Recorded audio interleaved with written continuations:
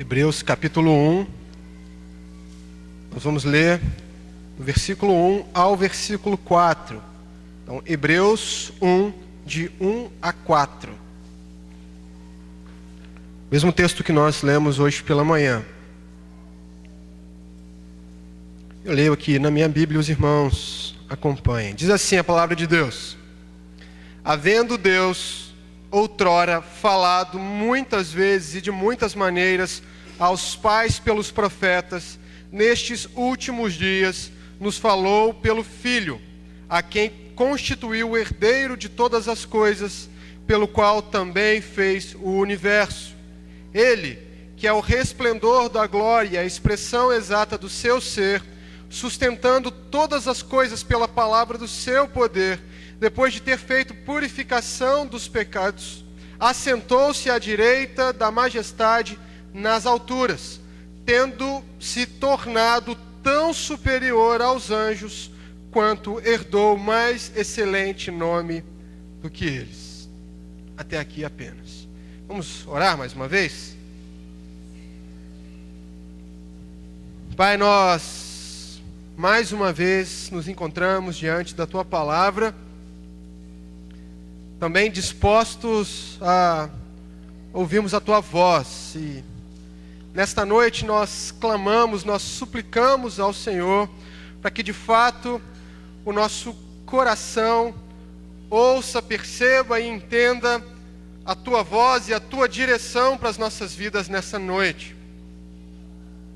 Nós somos falhos e por isso precisamos de algo que esteja além de nós.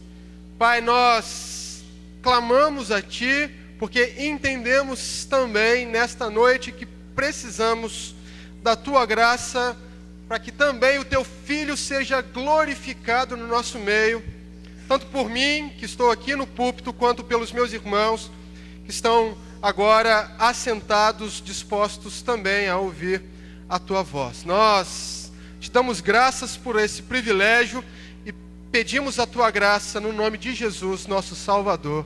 Amém. Bom, meus irmãos, como eu disse hoje de manhã, hoje à noite eu vou continuar o texto que nós começamos pela manhã. No nosso período de culto que tivemos hoje de manhã, nós tratamos de algumas questões colocadas pelo autor de Hebreus a respeito da pessoa, a respeito da glória de Jesus Cristo. Nós vimos pela manhã que o autor de Hebreus tinha em mente um público que estava se afastando do cristianismo por causa da decepção que eles estavam tendo por meio das perseguições, por meio dos sofrimentos, e mais do que isso, aqueles homens estavam ainda deslumbrados com o culto do Antigo Testamento, com a pompa do culto do Antigo Testamento, e por isso não davam muito crédito ao culto do Novo Testamento, à igreja, a maneira como a igreja se reunia em nome de Jesus e a maneira como a igreja se reunia para cultuar a Deus por meio de Jesus. Então aqueles homens diziam assim: olha, se nós estamos sendo perseguidos e esse culto cristão, perto do culto que nós prestávamos na antiga aliança, é bem inferior, é tão mais simples, então é melhor nós voltarmos para Moisés. Eu acho que Cristo não é tão glorioso assim. Nós vamos voltar a cultuar a Deus por meio da lei, por intermédio de Moisés. Talvez assim nós não sejamos perseguidos. Além do mais, o culto do Antigo Testamento é muito mais glorioso, tem muito mais pompa. Então, o autor de Hebreus, percebendo essa situação, percebendo ali o risco de apostasia, alguns irmãos já haviam abandonado a fé, alguns irmãos já haviam abandonado a igreja, alguns irmãos já haviam abandonado os momentos de reunião em congregação, com a congregação. O autor de Hebreus, então, percebendo tudo isso, todo esse contexto, todo esse pano de fundo, resolve escrever, então, uma carta deixando claro para essas pessoas quem realmente é a pessoa de Cristo. O autor de Hebreus escreve para glorificar a Cristo. Por quê? Porque ele tinha em mente a ideia de que se Cristo fosse glorificado diante dos olhos daqueles irmãos, ele tinha em mente a ideia de que se Cristo parecesse mais glorioso aos olhos daqueles irmãos, aqueles irmãos então teriam a sua fé renovada. Aqueles irmãos então renovariam os seus votos diante de Deus por meio da submissão, por meio da sujeição a Cristo. E é por isso que ele escreve uma carta tão complexa, mas tão bonita, com o propósito de exaltar a Cristo. O livro de Hebreus é um livro de comparações. Você vai perceber que o autor de Hebreus compara Cristo com Moisés, compara Cristo com Abraão, compara o sacerdote de Cristo com o sacerdote do Antigo Testamento o tempo todo. Por quê? Porque na mente do autor de Hebreus, Cristo precisava ser, diante dos seus leitores, um Salvador suficiente, um Salvador glorioso, um Salvador desejável. Aqueles homens precisavam entender que se eles negligenciassem a Cristo, eles não poderiam esperar ou não poderiam ter outra expectativa a não ser a expectativa de juízo. Por quê?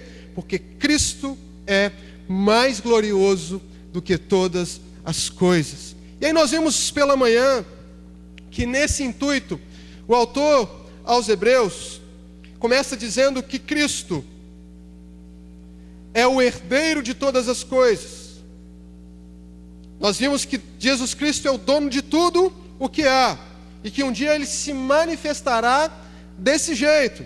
Nós vimos também pela manhã, hoje, que Cristo também é o Criador do universo. Deus fez o universo por meio de Jesus Cristo, tendo a Cristo como agente da criação. E nós vimos também pela manhã que Cristo é o resplendor da glória e a expressão exata do ser de Deus.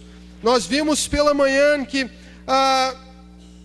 ao contrário do que acontecia no Antigo Testamento, Cristo traz agora uma revelação final, uma revelação suficiente, uma revelação autêntica, de maneira que quem vê a Cristo, quem vê ao Filho, vê também ao Pai. É por isso que não há necessidade de uma outra revelação. É por isso que não há necessidade de um outro evangelho, porque o Verbo, porque a palavra, porque o evangelho se fez carne. E ele revelou o próprio Deus. Ele é a expressão exata do ser de Deus. Tendo isso em mente, nós vamos caminhar com o texto e caminharemos por mais algumas virtudes de Jesus Cristo reveladas no texto para cada um de nós. E em sequência, a primeira virtude que o autor de Hebreus revela para nós nessa noite, a partir do texto, no versículo 3, diz o seguinte: Ele que é o resplendor da glória e a expressão exata do seu ser, sustentando todas as coisas pela palavra do seu poder. A quarta característica de Jesus Cristo, aquele que precisava ser glorificado diante dos olhos dos primeiros leitores desta carta, é a de que Cristo é o sustentador do universo. Cristo é o sustentador de todas as coisas. Meu irmão, o que impede que o mundo se desintegre ou deixe de existir? O que impede que as partículas e os átomos se separem? O que impede que o universo se transforme num imenso caos? De acordo com o autor aos Hebreus, o autor da carta de Hebreus, tudo isso não acontece por causa do poder sustentador da palavra de Cristo. Entenda, Cristo não apenas criou o universo, Cristo não apenas dará uma nova configuração a este universo, não só proclamará novos céus e nova terra, como também mantém este universo, como também sustenta esse universo do jeito que ele é, pela palavra do seu poder, pela potente palavra de seu poder. Cristo não só é a causa da existência, porque ele dá sentido a todas as coisas. Cristo não é só a causa da existência, porque ele criou todas as coisas, mas também é a causa da existência, porque ele mantém todas as coisas. Cristo é o sustentador do universo. O autor aos Hebreus quis que aqueles irmãos tivessem a ideia de que Cristo é a causa da vida. Meus irmãos, imaginem que o banco que os irmãos estão assentados, as cadeiras que os irmãos estão assentados, elas só não se desintegram porque Cristo tem dito a elas: permaneçam, fiquem firmes. Olhe para as paredes desse lugar, elas permanecem porque Cristo tem dito a elas: permaneçam. Prestemos atenção, por exemplo, no nosso sistema solar. Tudo acontece matematicamente. Tudo acontece de maneira perfeitamente organizada, porque Cristo tem declarado isto, porque Cristo tem ordenado que assim seja, que isso aconteça. Tudo o que há no universo caminha, acontece, por exemplo, para que haja vida. Pense na harmonia de todas as coisas: luz, água, oxigênio.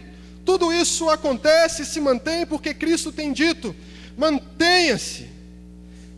Pense na harmonia das estações do ano, por exemplo, na cadeia alimentar. Cristo tem ordenado que tudo isso aconteça.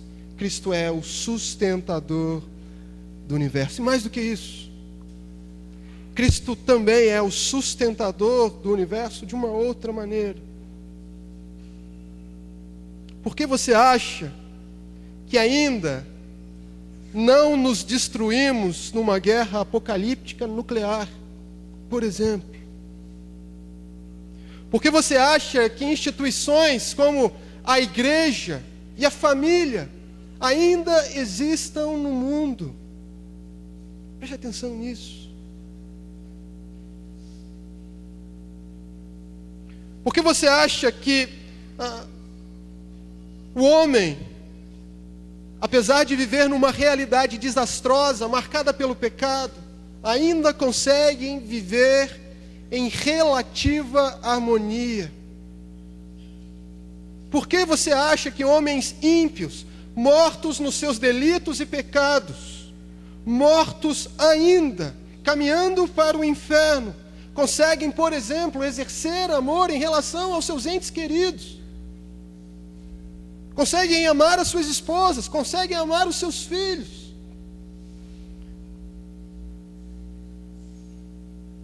Por que é que, de uma vez, todos os homens não são lançados ao inferno? Por que é que nós estamos aqui? O que tem nos impedido de nos prostituirmos? Meus irmãos, nós precisamos entender que não são os esforços humanos que fazem as coisas acontecer. Não são os esforços humanos que fazem o globo girar. Cristo mantém tudo, todas as coisas, com a sua palavra poderosa, de acordo com a sua vontade. É Ele quem sustenta a história, é Ele quem conduz a história, é Ele quem fará com que todas as coisas culminem na plenitude de seu reino. Cristo é o sustentador da vida, de todas as coisas, da existência humana, do universo. Amém? Meus irmãos, isso faz de Cristo relevante a todas as coisas. Essa doutrina traz para nós a verdade de que Cristo é relevante a tudo. Não existe nada que esteja fora do alcance de Cristo. Ainda que os homens não o reconheçam, ainda que os homens o rejeitem, ainda que os homens blasfemem contra Ele, ainda que os homens rejeitem o seu Evangelho, Cristo é Senhor e mantém todas as coisas, porque não existe nada que esteja longe, fora do alcance dEle. Ele é relevante para todas as coisas. Não existe nada que de alguma forma esteja fora da realidade de Cristo Jesus. Em segundo lugar, nesta noite, eu queria compartilhar com você a ideia de que o autor aos Hebreus, a fim de glorificar a Cristo, a fim de glorificar a Deus por meio de Cristo, exaltou também o caráter salvador de Jesus Cristo. E ele vai dizer o seguinte, ainda no versículo 3: Ele é o resplendor da glória e a expressão exata do seu ser, sustentando todas as coisas pela palavra do seu poder, depois de ter feito a purificação pelos pecados. Preste atenção, depois de ter feito a purificação pelos pecados. O autor de Hebreus agora ressalta diante daqueles irmãos o caráter salvador de Jesus Cristo. Meus irmãos, entendam uma coisa. O que torna a nossa salvação grandiosa? O que torna a nossa salvação uma grande salvação? Não é outra coisa senão o fato de que é grande o nosso Salvador. A nossa salvação é grandiosa, porque também é grandioso o nosso Salvador. Cristo é incomparável. É por isso que quem rejeitar o Filho não pode ter outra expectativa a não ser a de condenação eterna, porque só Ele, apenas Ele é digno o suficiente para redimir pecadores. Só Cristo.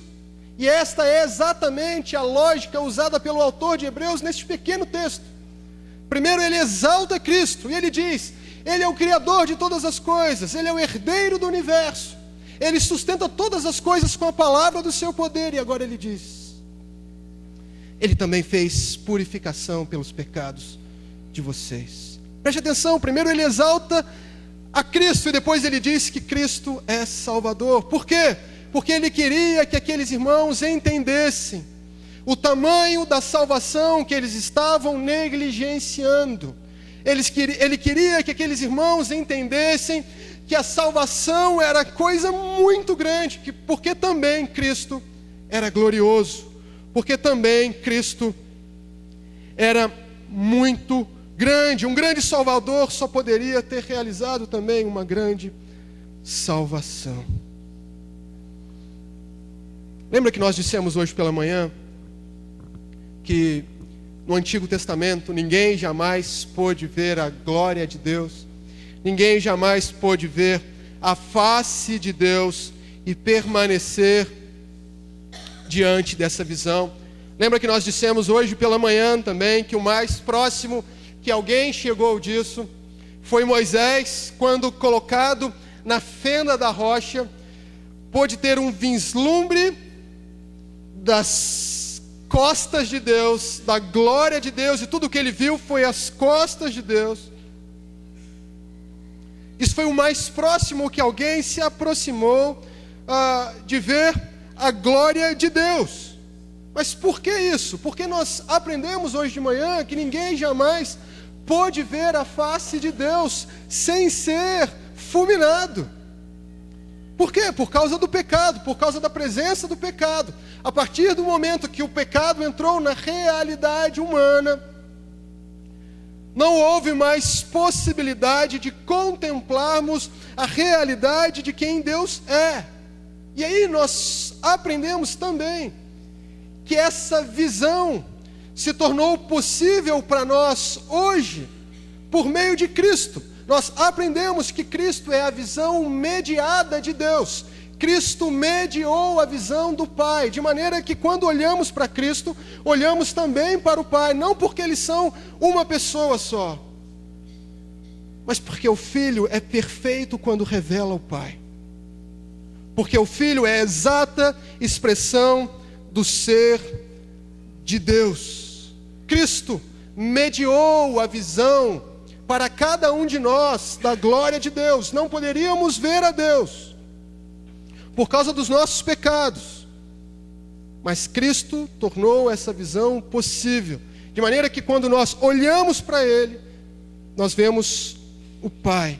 Agora eu queria que você entendesse também que da mesma forma que a revelação de Deus é mediada por Cristo, a visão de Deus, ela é mediada por Cristo, a nossa permanência na presença dEle também é mediada pela obra perfeita de Cristo realizada na cruz. Entenda, assim como nós, para vermos ao Pai, precisamos passar por Cristo, também para permanecermos na presença de Deus, precisamos permanecer mediante a obra perfeita de um Salvador perfeito, a saber, Jesus Cristo. Eu não sei quantos dos irmãos se lembram aqui do Salmo 24. O Salmo 24 faz duas perguntas interessantes. E o Salmo 24 nos diz o seguinte: quem subirá ao monte do Senhor? Quem subirá ao seu santo lugar? E no outro lugar, neste mesmo salmo, o salmista vai dizer: quem é limpo de mãos e puro de coração. Meus irmãos, este salmo ele existe para revelar para nós a santidade de Deus, a grandiosidade de Deus e também a nossa condição de pecadores. Por quê? Porque quem é que pode permanecer diante de Deus? Quem é que tem mãos limpas o suficiente para permanecer diante de Deus?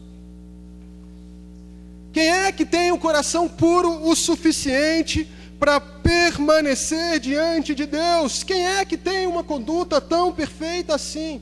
Ao contrário, nós somos pecadores, falhos. As nossas melhores obras são falhas e revelam pecado. A palavra de Deus nos diz que se não fossem as misericórdias de Deus, nós seríamos fulminados, destruídos. Não há ninguém que possa permanecer diante de Deus, no santo lugar de Deus, na presença dEle. E quando o salmista estabelece o padrão, mãos limpas e coração puro, a única resposta que nos cabe é: nós não podemos permanecer. Não há ninguém que permaneça no santo lugar. Não há ninguém que possa subir ao monte santo do Senhor. Porém, existe alguém. E este alguém é Cristo. Perfeitamente Deus e perfeitamente homem, santo, sem mácula. Ele sim poderia permanecer no monte santo do Senhor. Mas ele não permaneceu. Ao contrário, mesmo tendo todas as prerrogativas, mesmo tendo desfrutado de um relacionamento eterno com o Pai na eternidade, ele decidiu não permanecer diante de Deus.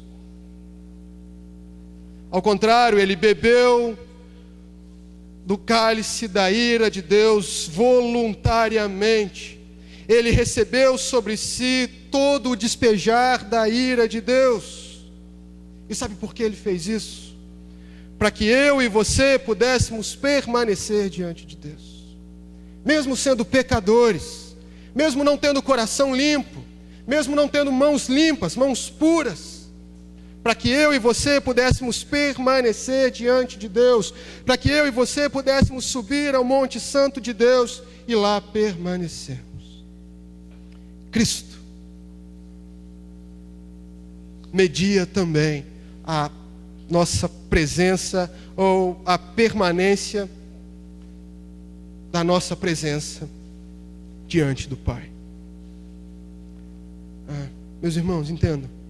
Assim como Moisés, protegido na fenda da rocha, teve um vislumbre da glória de Deus, o vendo pelas costas sem ser fulminado, hoje nós podemos permanecer diante de Deus, porque estamos protegidos pela rocha eterna e inabalável, que é Cristo. Entenda, Moisés precisou ser escondido na fenda de uma rocha para não ser fulminado. Eu e você, nós estamos escondidos em Cristo Jesus. E por isso podemos permanecer diante dele. Estamos protegidos. Ele nos substituiu. Ele tomou sobre si toda a ira de Deus.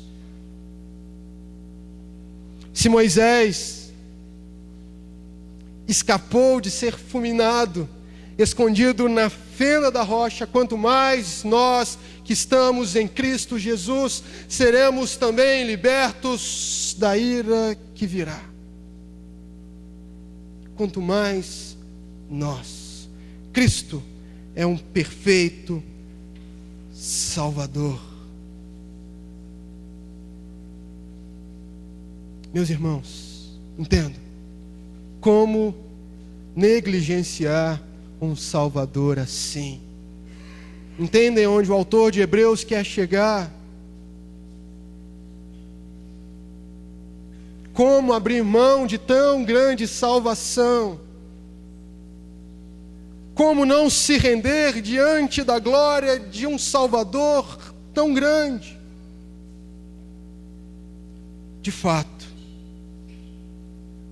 só mesmo tendo um coração de pedra, ou ainda estando morto ou mortos nos seus delitos e pecados, para rejeitar um Salvador assim, para não enxergar as belezas de um Salvador como este. Amém. Em terceiro lugar e último lugar, o autor de Hebreus vai dizer para nós que Cristo não é só aquele que fez purificação pelos nossos pecados, como também é aquele que se assentou à direita da majestade nas alturas, tendo se tornado tão superior aos anjos, quanto herdou mais excelente nome do que eles. Cristo é o exaltado de Deus. Sim, ele foi crucificado, mas onde ele está agora? Não, ele não está morto, mas ressurreto. Não só ressurreto, mas elevado. Não só elevado, mas glorificado. O eterno Filho de Deus, que se tornou homem, está assentado como Deus homem no lugar de sua glória anterior, no lugar que de fato lhe pertence, à direita da majestade nas alturas. Mas ele não se assentou lá, meus irmãos, antes de ter realizado a sua tarefa, antes de ter realizado o seu serviço. Na verdade, ele foi restituído a esta posição, porque ele cumpriu perfeitamente o que lhe fora designado por Jesus, pelo próprio Pai. A palavra de Deus nos ensina que em nenhum lugar da história do povo de Deus algum sacerdote havia providenciado um sacrifício suficiente para pagar a totalidade dos pecados do povo de Deus. Nunca houve um sacerdote assim. Nenhum sacerdote jamais possuiu uma conduta santa diante de Deus para que não precisasse sacrificar em favor dos seus próprios pecados e em favor dos pecados do povo. Ao contrário, todos eles eram falhos. Todos eles eram homens pecadores, sujeitos a erros. Mas com Cristo é diferente. Um único sacrifício está acabado. Um único sacrifício, ele diz, está consumado, está finalizado.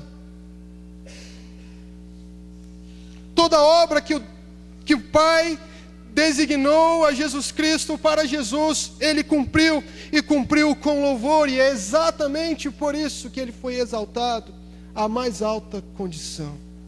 E é exatamente por isso que ele foi exaltado ao mais alto lugar, diante mesmo, até mesmo dos anjos. Jesus Cristo não foi exaltado sem antes ter realizado a obra que lhe fora designada. Entenda, nenhum anjo, nem mesmo o mais exaltado de todos, se atreveria a assentar-se na presença do Pai. Eu não sei se os irmãos conseguem compreender. Não, assim como eu também não consigo. Mas há um nível incompreensível de santidade nos céus.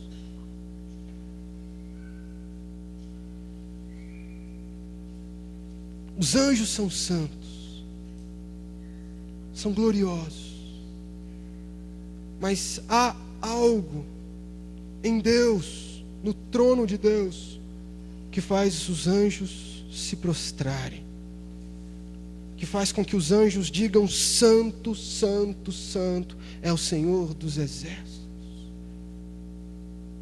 E é Jesus Cristo. Jesus Cristo vai aos céus, depois de ter realizado a sua obra perfeita, e se assenta à direita do Pai, e se assenta à direita da majestade. Cristo é mais elevado do que todos eles. Ao contrário, ele não é nenhum servo, apesar de ter se tornado um. Ele é o eterno Filho de Deus. Ele está lá porque este lugar foi dado a ele pelo próprio Deus. É sua herança, e ele estará lá por toda a eternidade. E é de lá mesmo que ele governa e domina sobre todas as coisas. Meus irmãos, Cristo não é um pobre mártir, mas é um Salvador vitorioso e incomparável. E é exatamente por isso que a Bíblia nos diz que todo olho o verá, que todo joelho se dobrará diante dele, confessará o seu nome. Meus irmãos, entendam, se o próprio Deus o exaltou, o fazendo assentar-se à sua direita, não glorificá-lo, não honrá-lo, seria um ultraje, um crime imperdoável. Eu vou repetir. É por isso que quem não se prostrar diante dele não pode esperar outra coisa a não ser condenação. Se o próprio Deus exaltou a Cristo, quem não o glorificar sofrerá as consequências. Cristo não veio a este mundo a passeio. É exatamente por isso que não viver para a glória de Cristo é um crime. Por quê? Porque Cristo merece essa glória. Esse é o Evangelho, isso é o Evangelho. O Evangelho consiste no fato de que Deus nos manda olhar para a beleza dele por meio da face de Cristo, ao passo que rejeitá-lo nos traria condenação eterna. Esse é o Evangelho, o verdadeiro Evangelho. Amém? Diante de tudo o que nós ouvimos a respeito de Cristo, não nos resta outra pergunta a não ser: temos honrado a Cristo como Ele merece ser honrado? Nós vimos aqui hoje que não há nada fora de Cristo, e que Ele é relevante para todas as coisas. Vimos que o fato de alguém não se submeter a Ele, o fato de alguém não submeter a Ele, não o faz mais ou menos Senhor. Entretanto, uma pergunta nos cabe: quanto disso é realidade nas nossas vidas. Vivemos a partir do reconhecimento de quem Cristo é. A glória dele é evidente diante dos nossos olhos. Tão evidente que nos constrange a viver para dar o máximo de glória para ele. Aquele que merece toda a glória. Meus irmãos, vivemos para santificá-lo em nossas vidas, para santificá-lo em nossos corações. Queremos honrá-lo em todos os nossos relacionamentos. Queremos honrá-lo nos nossos casamentos, nos nossos namoros, com os nossos pensamentos, com os nossos estudos, ou até mesmo com a nossa rotina. A glória de Cristo permeia toda a nossa vida. Queremos de fato honrar a Cristo da maneira que Ele deve ser honrado, da maneira que Ele merece ser honrado, com aquilo que nós vemos na TV, ou com aquilo que vemos na internet, com aquilo que falamos. Ou para nós, Cristo não se parece tão glorioso assim. Ou para nós, Cristo se parece com um Salvador que eu ponho no bolso.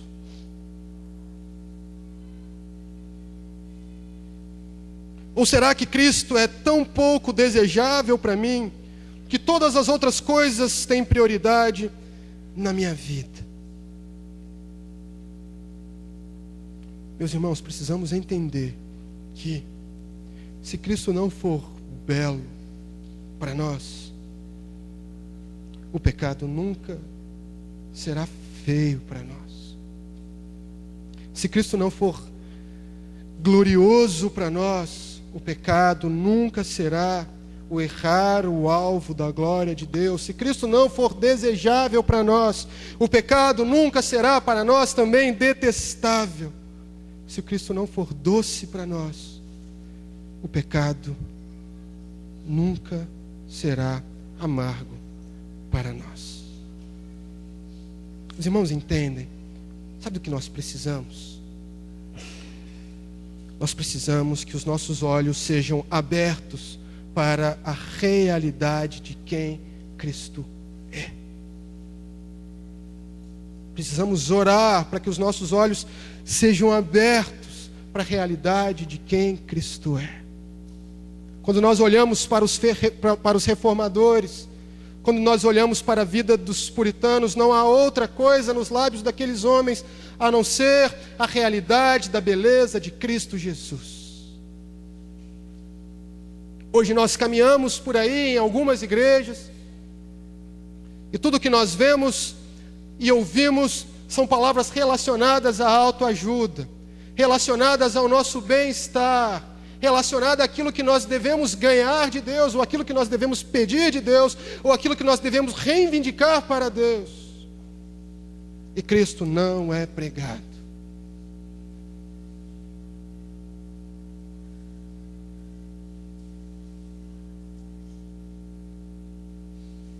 Enquanto o coração da igreja deveria chorar porque Cristo não é pregado, ele se satisfaz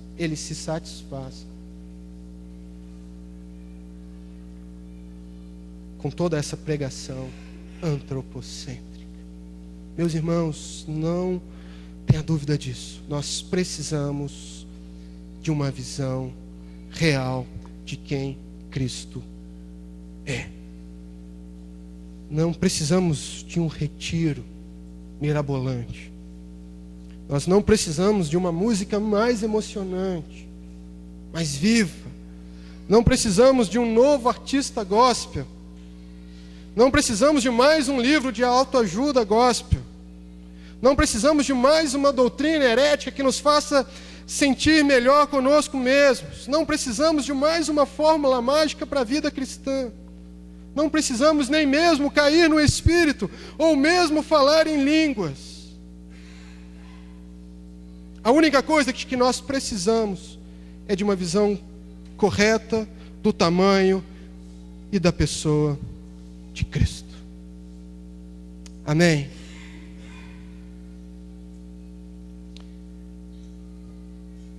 Isto mudará a perspectiva das nossas vidas. Isso nos deixará prostrados.